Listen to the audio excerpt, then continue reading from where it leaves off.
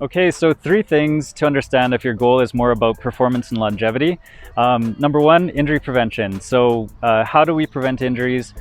If we take you through an assessment, we can tell you what sort of injuries you may be exposed to or at risk of, as well as considering your sport and your activities, that kind of thing. You probably already have an idea if you're into a certain sport, like volleyball, for example, what type of shoulder injuries that we're seeing there or that you've seen among teammates, that type of thing. Another one is looking at like what's unique about you. So again, with our assessment, we're able to kind of understand your trunk mobility, head and neck movements, how that's interacting with your nervous system to produce control out at the shoulder. And so if there are certain warm-ups or if there are certain exercises, what is best for you to be doing specifically? And then again, the third thing is, train what matters most. So what kind of performance attributes are you looking for?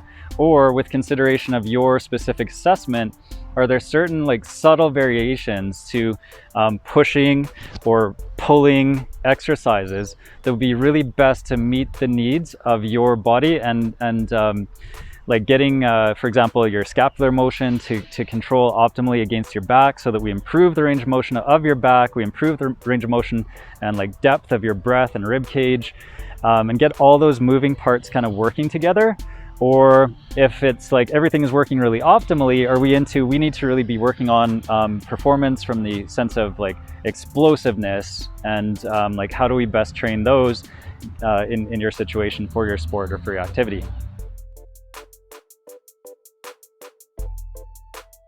Okay, how does optimal shoulder function help you run, jump, train, and play? So running, really, we're just looking for that kind of like running motion, right? Depending on whether we're doing endurance running or sprinting, we want the scapula and the trunk to be integrating really nicely and have that kind of nice little bit of trunk rotation that's just feeding power into your running stride and making things nice and simple and smooth for you.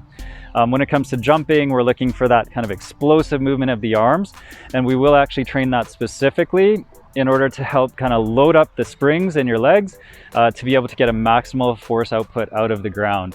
So we do want to know that you can kind of like have that range of motion and have that explosive movement and drive from the arms to help get a little bit more of a boost to your vertical.